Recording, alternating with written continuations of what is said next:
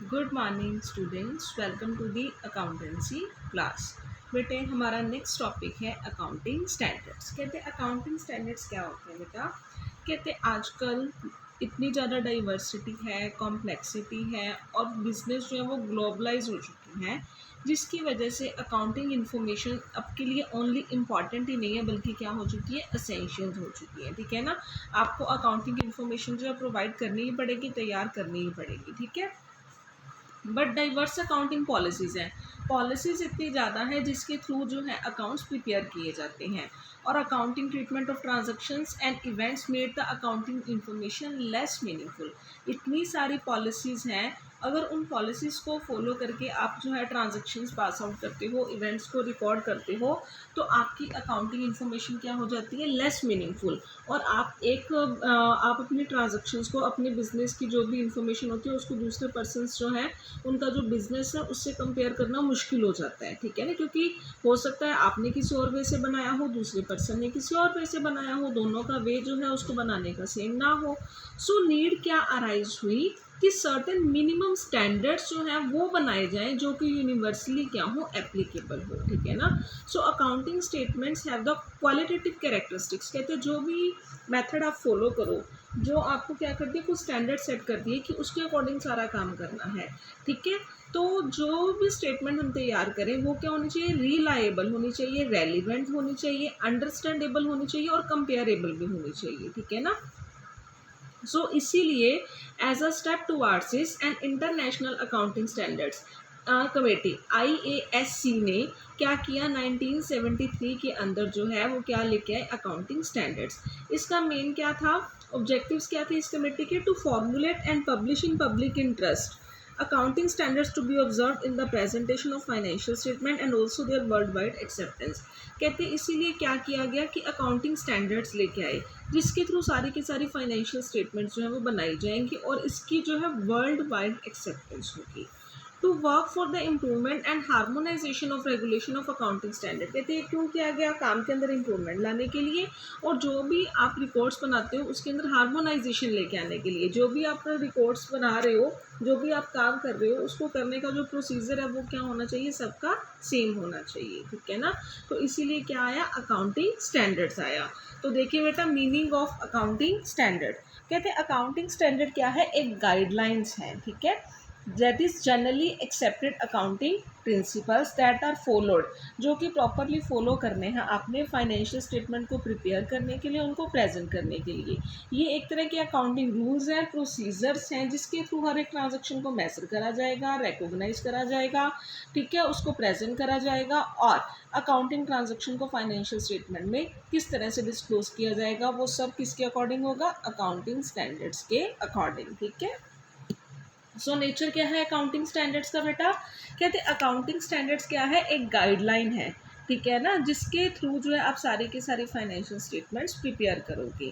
कहते हैं इनका मेन पर्पस क्या है, जो भी सारे बिजनेस हैं उनके वर्क के अंदर, उनकी रिपोर्ट्स के अंदर, उनकी प्रेजेंटेशन के अंदर क्या लेके आना, यूनिफॉर्मिटी लेके आना, ताकि जो है दो बिजनेस जो इंटरफॉर्म कंपैरिजन भी हो सके और इंट्राफॉर्म कंपैरिजन भी हो सके। कहते हैं accounting standards are prepared keeping in view the business environment. Business के जो इन्वायरमेंट है उसको देख के, कंट्रीज के लॉज को देख के तैयार किए गए हैं। ठीक है।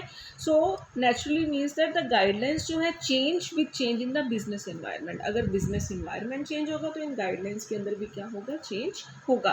क्योंकि बिजनेस भी किसका पार्ट है, इन्वायरमेंट का पार्ट है। अगर इन्वायरमेंट चेंज होता है तो इसके अंदर भी क्या होगा, चेंजेस होंगे। अकाउंटिंग स्टैंडर्ड जो है वो मैंडेटरी है, हर बिजनेस को फॉलो करने पड़ेंगे। अकाउंटिंग स्टैंडर्ड साथ ही साथ क्या है, फ्लेक्सिबल है।